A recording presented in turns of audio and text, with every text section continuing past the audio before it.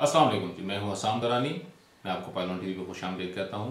नाज़रीन, हमारी हमेशा से कोशिश है कि हम पाकिस्तान में तमाम तर सियासी, माशरती और मुआशी मसाइल के ऊपर एक्सपर्ट के साथ गुफ्तगू करें और आपके सवालात के जवाब इनसे लिए जाएँ। क्योंकि किसी भी मसले की निशानदही करना तो बहुत ही आसान काम है, लेकिन इसका हल पेश करना जुए शीर लाने के बराबर है। इसी चीज़ को मद्देनज़र रखते हुए आज हम पाकिस्तान की माशी हालत पर गुफ्तगू करेंगे।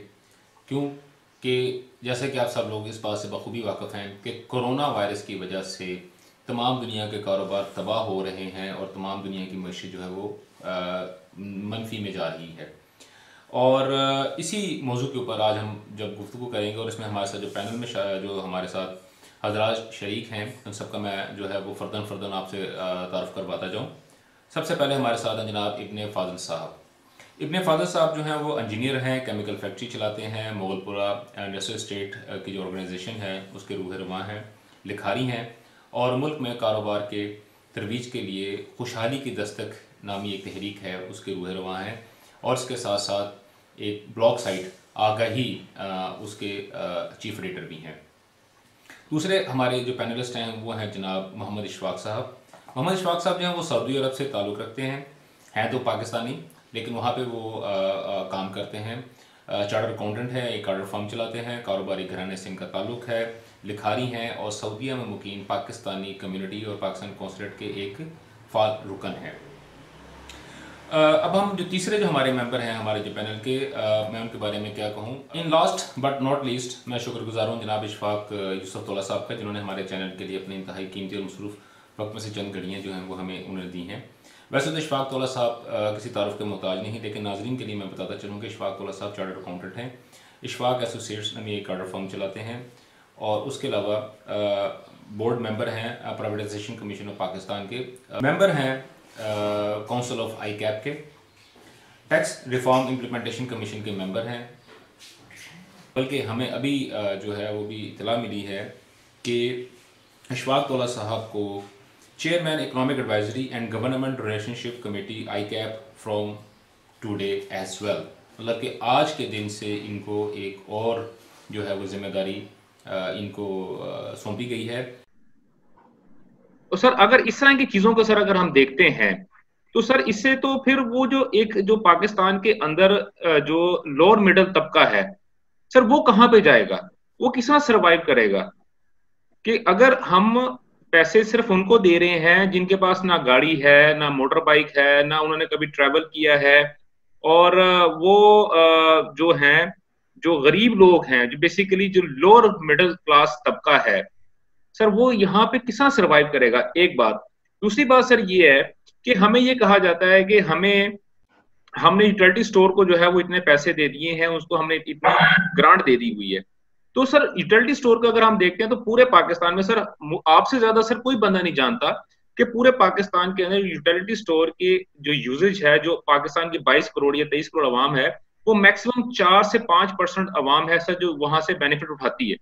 तो सर अगर वहां पे आप अगर इतने पैसे देना शुरू कर दें तो सर इसका मतलब क्या हुआ कि आप सिर्फ 4 से 5% अवाम को बेनिफिट दे रहे हैं। और पाकिस्तान की जो आबादी का लाइन शेयर है सर वो तो मिडिल और लोअर मिडिल क्लास के ऊपर डिपेंड करता है, यानी कि उस पर कंसिस्ट करता है। सर वो कहाँ पे जाएंगे। फाजल भाई ने जो बात की है सर वो ठीक है, उन्होंने अपने पॉइंट ऑफ व्यू से बात की है कि वो एक इंडस्ट्रियलिस्ट हैं, वो इंडस्ट्री चला रहे हैं, वो 40-50 उनके पास मुलाजमीन है, वो सर उनको किस तरह कैटर करेंगे, ठीक है सर उनका एक इशू है। लेकिन मैं एक जनरल पब्लिक पर्सन के हवाले से मेरा क्वेश्चन ये है सर कि जो बहुत ही लोअर तबका है पाकिस्तान के अंदर सर वो तो मांग के गुजारा कर लेगा किसी ना किसी तरह, लेकिन जो सर जो लोअर मिडिल क्लास और मिडिल क्लास है सर वो किस तरह मांगेगी सर। वो आपके आगे हाथ फैलाएंगे या किसी और बंदे के आगे हाथ फैलाएंगे कि ये जी गलती से मेरा पासपोर्ट बना हुआ है, मैंने ट्रेवल तो नहीं किया लेकिन मेरा पासपोर्ट बना हुआ है तो मैं तो सर उस क्राइटेरिया में फॉलो ही नहीं कर रहा। जी, बड़ा अच्छा सवाल आपने किया और एक सवाल नहीं है इसमें, मेरा ख्याल है निकाला जाए तो 5-6 सवाल निकलते हैं।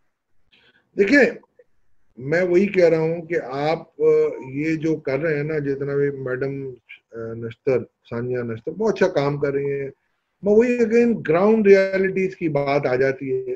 बीआईएसपी में बेसिक इनकम सपोर्ट प्रोग्राम में आपके पास एक अच्छा खासा डेटा था जो कि फॉल्स था और फ्रॉडुलेंट था, और आपने फिर नादरा से वेरीफाई करवाया उसको, ठीक है। ये जो मैंने जो अपनी जो एनालिसिस दी है ना अदनान भाई, वो है पॉपुलेशन सर्वे के हिसाब से। सेंसस जो होता है ना आपका, उसके घरानों के हिसाब से, उसमें लो इनकम से लेके हाईएस्ट इनकम तक है, और उनके आपके पास नाम, पते, CNAC नंबर और हर डिटेल मौजूद है।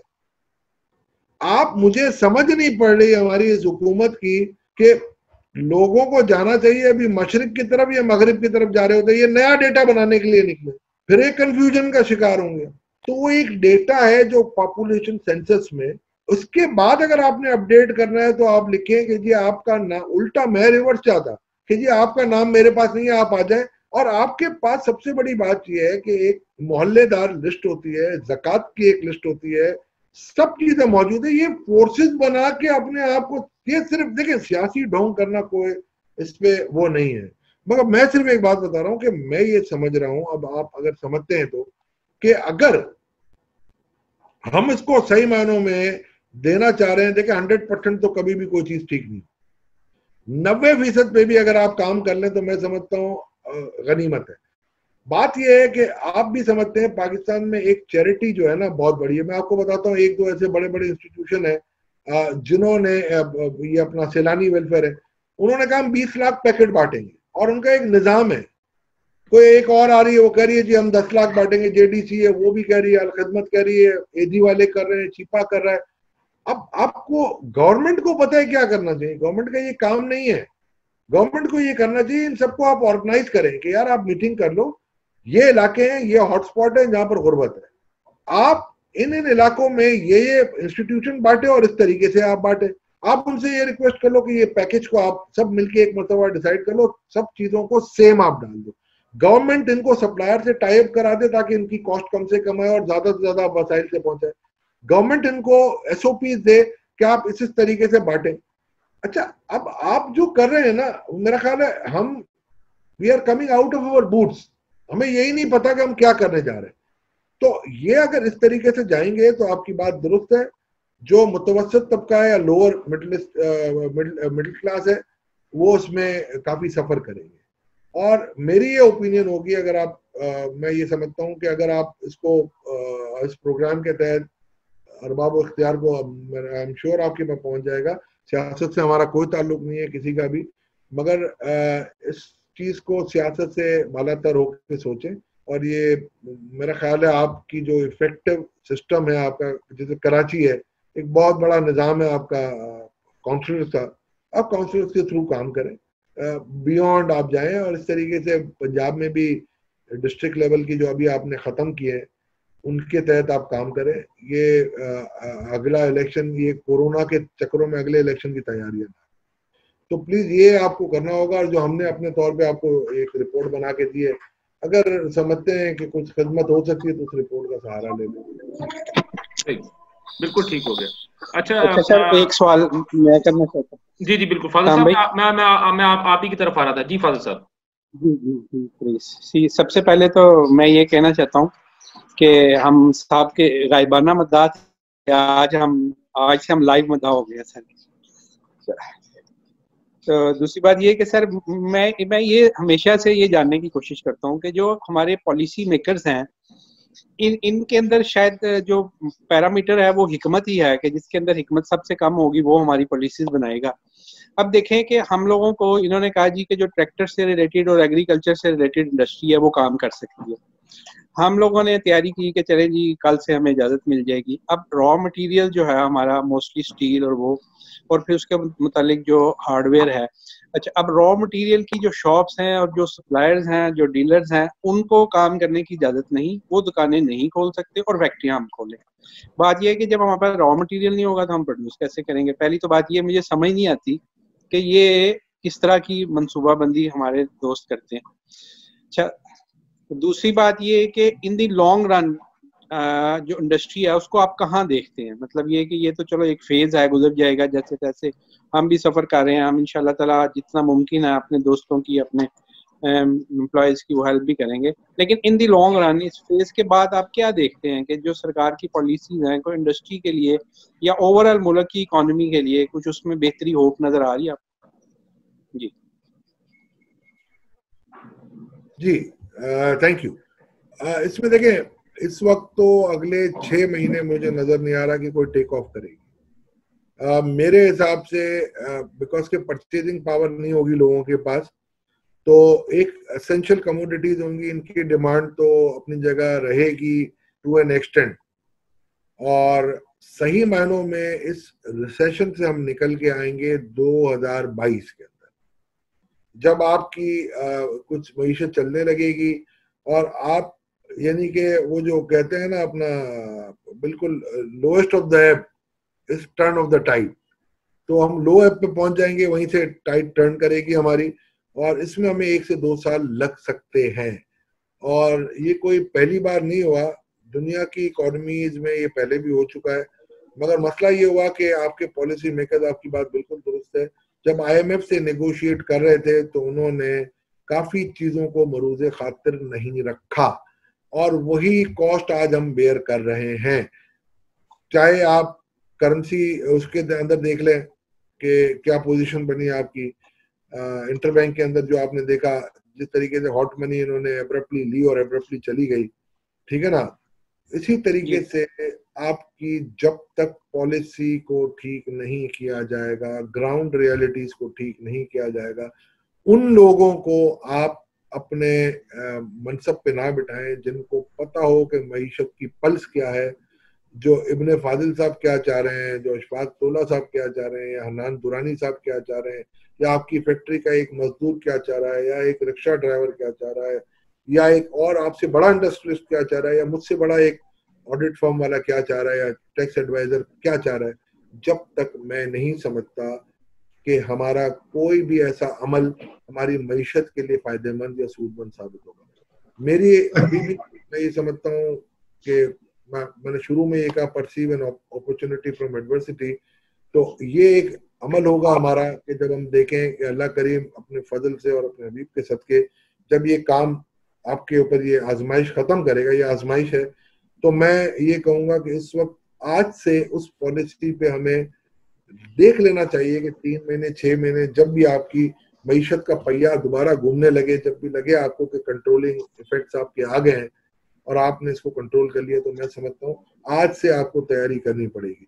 अगर ये 2 महीने पहले तैयारी करते, जब आपका कोरोना चाइना में 3 महीने पहले आया था, और अगर हमारी हुकूमत सोई ना रहती और उसी वक्त ये नेस्कॉम को कहते हैं कि जी आप वेंटिलेटर बनाए, लोकल मास्क आप खरीद के रख लेते, अपने पास स्टॉक में कर लेते, आप ये N95 को आसमान से नहीं बन के आता, यहाँ पर फैक्ट्री लगाई जा सकती है, आपसे बेहतर कौन जानता होगा।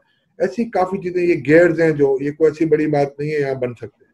तो जब ये सब चीजें बन सकती थी तो क्या हम सोए रहे? और अफसोस होता है कि आज इल्जाम पे इल्जाम लग रहे हैं और एक दूसरे पे वार किया जा रहा है। कोई एक मिनिस्टर आके कहता है कि जी कि फेडरल गवर्नमेंट सही काम नहीं कर रही, दूसरा फेडरल मिनिस्टर आके कहता है कि सूबाई हुकूमत सही काम नहीं कर रही, और हम सिंध के अंदर गए तो एक वेंटिलेटर नहीं था। तो आप ये बता दें, फिर 7 साल आपने KPK में हुकूमत की है, उसके जो हेल्थ सेक्टर में आपने क्या अपने चांद तारे और क्या दूध शहद की नदियां बहा दी। मैं ये कहता हूँ ये वक्त नहीं है कि सियासत करने का। इस वक्त में मेरा ख्याल है आज जो लॉकडाउन, जो पार्शियल लॉकडाउन खोला है, अल्लाह करे मैं गलत हूँ, इसके असरात हमारे मुल्क पे अच्छे नहीं होंगे। और आज जो हम टेम्परेरी गेन लेना चाह रहे हैं, शॉर्ट टर्म गेन, इसको हमें लॉन्ग टर्म शायद अल्लाह ना करे भुगतना। अच्छा, मेरा एक सवाल है अशफाक साहब आपसे। एक तो ये कि जो इकोनॉमिक की जो उन्होंने बात की, फाजिल साहब ने बड़ी अच्छी बात की। आज से पहले हम 5 ईयर प्लान पढ़ते थे डॉक्टर महबूबुल हक के जमाने में, और 5 ईयर प्लान हमारे बड़े मकबूल भी हुए, जिससे कोरिया ने भी, साउथ कोरिया ने और ये कोरियन गवर्नमेंट ने बड़ा फायदा उठाया। तो ये 5 ईयर प्लान बनना बंद हो गए। तो ऐसा नहीं होना चाहिए कि ये पॉलिसी मेकर्स इंडिपेंडेंट होने चाहिए पॉलिटिक्स से, मतलब इंडिपेंडेंट प्रोफेशन जैसे आप जैसे लोग हों और वो बैठे हैं, सही कमेटियां बनो जो 5 ईयर प्लान बना के दें, और ये 5 ईयर प्लान कंटिन्यू करना चाहिए इर्रिस्पेक्टिव गवर्नमेंट किसी की भी आती है। तो ये चीज थी। दूसरा मेरा क्वेश्चन प्रॉपर्टी से मुतालिक, क्योंकि आप मेरे ख्याल से एक जमाने में मुझे याद है कि प्रॉपर्टी में आप जब ये कमेटियां वगैरह बनी थी तो आपका थोड़ा सा इनपुट भी था, जब जो लास्ट गवर्नमेंट थी उसमें आबाद वगैरह के साथ आपने तो ये पहले जब गवर्नमेंट आई है जो पिछले 1.5-2 साल से, इन्होंने आगे कहा कि ब्लैक मनी को उन्होंने जो दूसरी इकोनॉमिक पैरेलल इकोनॉमिक चल रही है उसको उन्होंने रोका और प्रॉपर्टी बहुत ज्यादा डिजास्टर हुई। और आपको अंदाजा है खासकर जो कराची के अंदर हमने देखा कि बिल्डर्स चले गए, उनको वो चीजें नहीं मिली। अब इसके बाद अब इन्होंने कहा है कि जो अभी हमारे प्राइम मिनिस्टर साहब का बयान आया कोविड-19 के अंदर के नहीं आप कोई पूछेगा नहीं, आप जो मनी जितना आप चाहें डालना चाहें, तो क्या कोविड-19 इस बात की इजाजत हमें दे देता है कि हम दोबारा से पैरेलल इकोनॉमिक में आ जाए 1 साल के लिए, फिर वो पैरेलल इकोनॉमिक फिर खत्म करें? इतनी कंफ्यूजन जो पॉलिसी है प्रॉपर्टी की, तो इससे तो प्रॉपर्टी की मतलब अगर मैं इन्वेस्टर हूँ तो मुझे तो पता ही नहीं है। 1 साल में अपनी जो भी पैसा मैं डालूंगा मुझे नहीं पूछेंगे, और 6 महीने बाद में पैसा डालूंगा मुझसे पूछेंगे।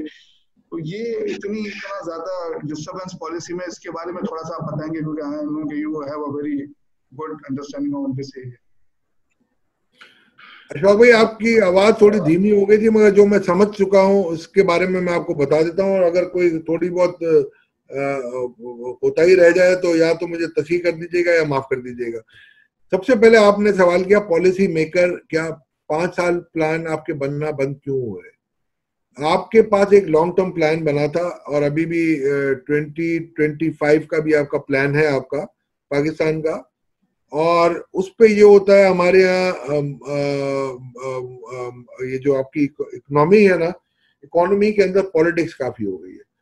तो it was time and again suggested कि चार्टर ऑफ इकोनॉमी होना चाहिए आपके पास, और charter of economy is the only solution. और ये एक्चुअली द नारा वाज स्टार्टेड बाय पॉलिटिशियंस, मगर प्रैक्टिकली एज यूजुअल अमल दरामद नहीं कर सके।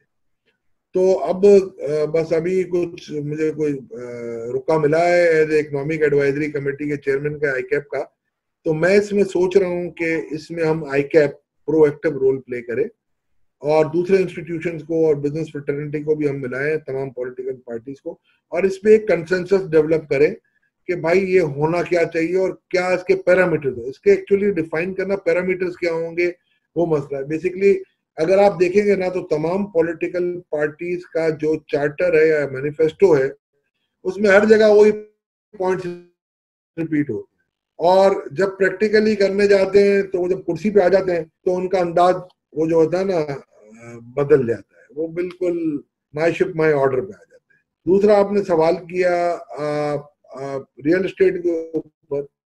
देखिए रियल एस्टेट जो है वो all together a different ball game है।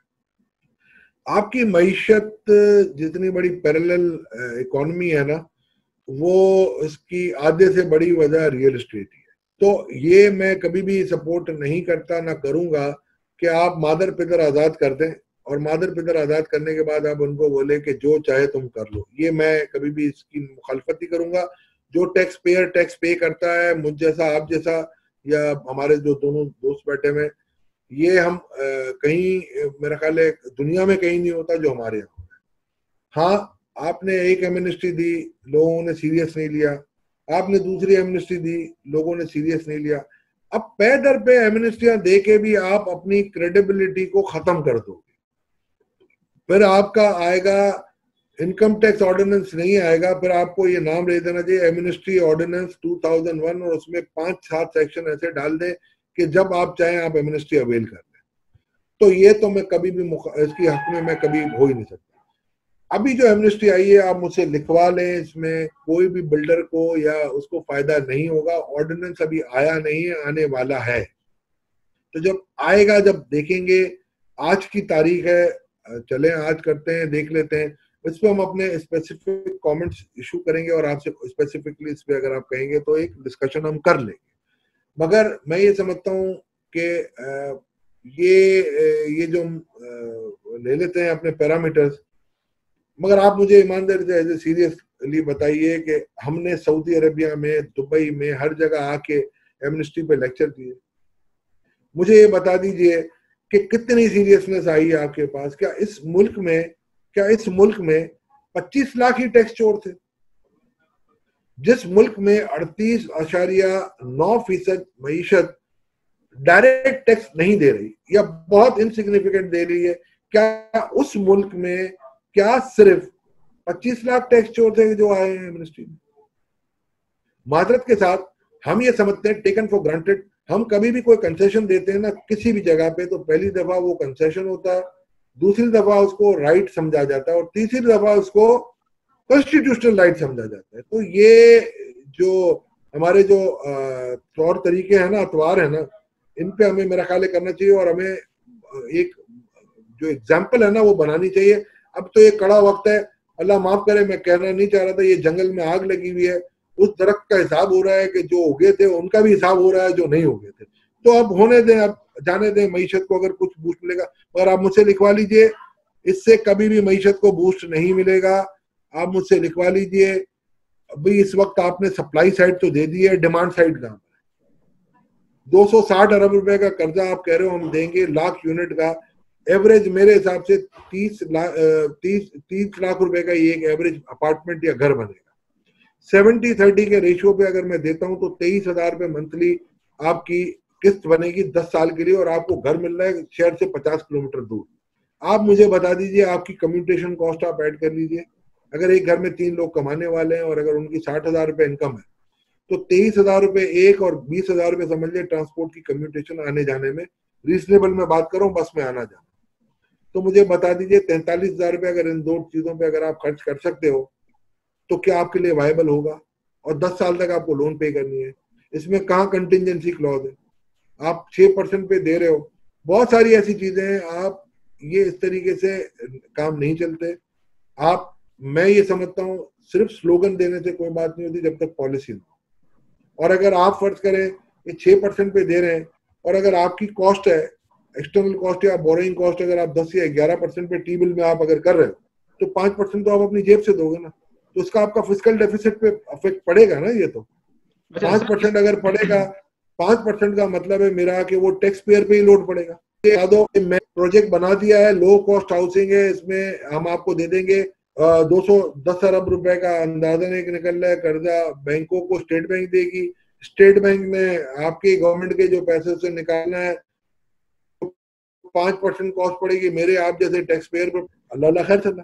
मगर ये डिफॉल्ट की मैं बात कर रहा हूँ ना, रिस्क को कैरी कौन करेगा? क्योंकि ये लो इनकम ग्रुप के लोग होंगे जिनकी कोई परमानेंट इनकम नहीं होगी। ये वो लोग होंगे जो एक लोअर मिडिल क्लास जिसको आप कह रहे हैं ना, मैं 50 किलोमीटर दूर आप उनको रखेंगे, कराची में सुपर हाईवे पे रखूंगा मैं, तो उनके लिए पूरा इंफ्रास्ट्रक्चर भी बनाना पड़ेगा ना, लाने ले जाने का भी। उनके लिए वहाँ स्कूल्स बनाने पड़ेंगे, उनके लिए वहाँ क्लिनिक्स बनाने पड़ेंगे, इनके लिए वहाँ एंटरटेनमेंट बनाना पड़ेगा। तो उसकी कॉस्ट कौन बेयर करेगा? ये काफी चीजें सोचने वाली बातें हैं। सिर्फ कागजों में लिखना मेरा ख्याल है ये एक सही बात नहीं होगी। Policy maker should be practical. देखिए मैं आपको एक बात बताता हूँ अनंत भाई, ये इसमें कोई मुमासलत मत लीजिएगा, खुदा ना खास्ता कोई प्रेजेंट सेटअप का। ये अशफाक भाई बैठे हुए हैं और फादिल साहब बैठे हुए हैं, आप अपने प्रोफेशन में बैठे हुए हैं। जब मैं फर्गूसन में एंटर हुआ बीकॉम करके, तो मुझे उन्होंने जूनियर बनाया और पूरा एक सिस्टम से सिखाया। जूनियर से मैं बना सेमी सीनियर, सेमी सीनियर से सीनियर, मैं अपनी क्वालिफिकेशन करता गया। फिर अगर मैं रहता वहां पर तो ऑडिट असिस्टेंट, फिर असिस्टेंट मैनेजर, फिर सीनियर मैनेजर, फिर मैनेजर, फिर सीनियर मैनेजर, फिर पार्टनर। तो ये एक अरसा होता है टोटल जो 15-20 सालों पे मुहित होता है। 15 साल अगर मैं एक एक्सेल करता हूँ एक चीज में तो मुझे पार्टनर बनाया जाता है, वरना निकाल दिया जाता है। और उसके बाद मुझे अहलियत मिलती है कि मैं एक बैलेंस शीट को साइन कर सकता हूँ, उसके रिस्क को समझते हुए और उसकी एक एक चीज को समझते हुए। अब मैं अगर आपको कहूँ, मैं कहूँ जी मैं बहुत आलिम फाजिल हूँ, मेरा बड़ा नाम है और मैंने ऑडिट के अंदर पीएचडी तो नहीं की, मगर मेरी थीसिस ऐसी है कि हार्वर्ड का प्रोफेसर अपनी जगह छोड़ के भाग जाएगा और मैं बहुत पॉपुलर हूँ पाकिस्तान में या दुनिया में, और मुझे आप फर्गूसन के सीनियर पार्टनर की जगह बिठा दो। या मैं एक और मिसाल दे देता हूँ, आर्मी की मिसाल दे देता हूँ। हमारे यहाँ एक कैडेट आता है, लेफ्टिनेंट बनता है, अपना फिर कैप्टन बनता है, फिर मेजर बनता है, फिर लेफ्टिनेंट कर्नल, फिर कर्नल, फिर ब्रिगेडियर, फिर मेजर जनरल, फिर लेफ्टिनेंट जनरल, फिर जनरल। इसमें कितने फेजेस ऐसे होते हैं जो बेचारे ब्रिगेडियर प्रीमेच्योर चले जाते हैं, मेजर चले जाते हैं, लेफ्टिनेंट कर्नल चले जाते हैं। जनरल तो एक ही बनता है ना, लेफ्टिनेंट जनरल भी फिर रिटायर होते हैं। तो अगर मैं ये कहूं कि मेरी वॉर स्ट्रेटेजी में मैंने पीएचडी किया है और हार्वर्ड के सारे प्रोफेसर मेरी थीसिस पढ़ के बेहोश हो गए थे कि यार इससे बड़ा लेजेंड हमने नहीं देखा, तो क्या मुझे पाकिस्तान आर्मी में आप क्या डायरेक्ट जनरल लगा देंगे? नहीं ना। तो हम कौन सी पॉलिसी बनाते हैं कि जब हम उठा के ले आते हैं जिस बंदे को, उसको ना अलिफ पता है ना गवर्नमेंट का बे पता है, ना पाकिस्तान की मईशत का अलिफ पता है ना बे पता है, आप उसको A to Z पावर दे के बिठा देते हैं और वो रोनता चला जाता है और फिर हम कहते हैं हाँ यार हमने तो बड़ी गलती की। तो पहले एक फिल्मी डायलॉग होता था जब हम देखते थे, छोटे होते थे, तो वो लव स्टोरीज होती थी और मोहम्मद अली बड़े अच्छे हीरो होते थे हमारे, अल्लाह इनको गरी के रहमत करे, और हमारी मैडम शबनम हीरोइन होती थी। तो वो मोहम्मद अली साहब आते थे, वो कहते थे शब्बो मैं आ गया हूँ, तो शब्बो कहती थी तुमने आने में बड़ी देर कर दी। तो फिर हमारे साथ यही हो रहा होता है और फिर हम कहते हैं चलो let's start from the scratch. तो ये 5 साल पॉलिसी क्या आप 25 साल पॉलिसी बना लेंगे तो भी नहीं होगा। अकाउंटेबिलिटी के पीछे आप इतना भाग रहे हैं। दुनिया के हर मुल्कों में कितनी चोरियां हुई है, जमहूरियत जिस तरीके से चल के आगे बढ़ी है। साउथ कोरिया की जो जाइंट्स है ना, उन्होंने 100 अरब डॉलर के फ्रॉड किए हुए और आज आगे। ये इंडियन सेठी का भी जो फ्रॉड आया है वो पूरे यूएई की बैंकिंग सिस्टम को हिला रहा है। विजय माल्या ने पूरे दुनिया के बैंकों को हिला दिया था। जी नाजरीन, जैसे कि सर आपने हमारे प्रोग्राम देखा और तौला साहब की आपने इंतहाई जो है वो खरी खरी और सच्ची बातें सुनी, और वो इन बातों से हमें वाकई अंदाजा हुआ उनकी गुफ्तगू सुन के कि वो पाकिस्तान के लिए एक इंतहाई जज्बातियत रखते हैं, और वो इंतहाई दर्द दिल के साथ उन्होंने जो गुफ्तगू की कि पाकिस्तान इस वक्त किस नहज पे खड़ा है और किस पोजीशन की तरफ वो टर्न हो रहा है। और पाकिस्तान जो अगर हम पूरे जो गुफ्तगू अगर उसको कंक्लूजन देखते हैं तो उसमें सबसे पहली बात यह है कि पॉलिसीज जो हैं वो पाकिस्तान के अंदर किसी भी किस्म की बनाई नहीं जा रही, और जो भी यहाँ पे पॉलिसीज बनाने की कोशिश की जा रही है वो बेसिकली डंग टपाव है, या basically for the time being है, चलो आज का दिन निकल जाए, कल को देखेंगे, कल का दिन निकल जाए, परसों को देखेंगे। और जो मेन असल जो बात है वो ये है कि जो कोविड-19 की वजह से जो एक प्रॉब्लम है जो कि पूरी दुनिया जो है वो उसकी शिकार हो चुकी है, और पूरी दुनिया की जो इकोनॉमी जो है वो रिसेशन का शिकार हो चुकी है, उससे निकलते निकलते भी हमें कम से कम 2 साल लग जाएंगे। तो हमें अपनी भरपूर कोशिश करनी चाहिए कि हम अपने घर वालों का भरपूर ख्याल रखें, अपने दोस्तों का, अपने भाइयों का, और ख़ास तौर पे अगर हम साहिब इस्तिताअत हैं और अगर हमारे घर में खाना पक रहा है 3 वक्त में, तो हमें कोशिश ये करनी चाहिए कि हमें अपने हमसायों की तरफ भी देखने चाहिए और ऐसे अहबाब की तरफ भी देखना चाहिए जो कि इस वबा के दिनों में, इस लॉकडाउन के दिनों में बहुत तंग हैं और रोज़ी-रोटी के हाथों बहुत परेशान हैं, और जगह-जगह वो राशन के लिए लाइन्स बना के खड़े हुए हैं। इंशाल्लाह अगले प्रोग्राम में आपसे दोबारा मुलाकात होगी एक नए टॉपिक के साथ। तब तक हमें इजाज़त दीजिए, और आखिर में मैं जो है इशफाक तौला साहब का बहुत ज़्यादा शुक्रगुज़ार हूँ कि उन्होंने अपने इंतहाई कीमती वक़्त से हमें जो ये इतना ज़्यादा वक़्त उन्होंने दे दिया, और जो उन्होंने हमें टाइम दिया था उससे भी आधे घंटे से ज़्यादा उन्होंने वक़्त दिया। सर आपकी सर बहुत मेहरबानी, आपका बहुत-बहुत शुक्रिया। और जो नई ज़िम्मेदारी सर आपको मिली है, हम दुआ गो हैं कि सर आप उसको ऐसे तरीके से अपना उसको सरअंजाम पाएँ। और इशफाक भाई सऊदी अरब से, सर आपका भी बहुत मेहरबानी, बहुत शुक्रिया। इंशाल्लाह आपसे दोबारा मुलाकात होगी, तब तक इजाज़त दीजिए। अल्लाह हाफ़िज़।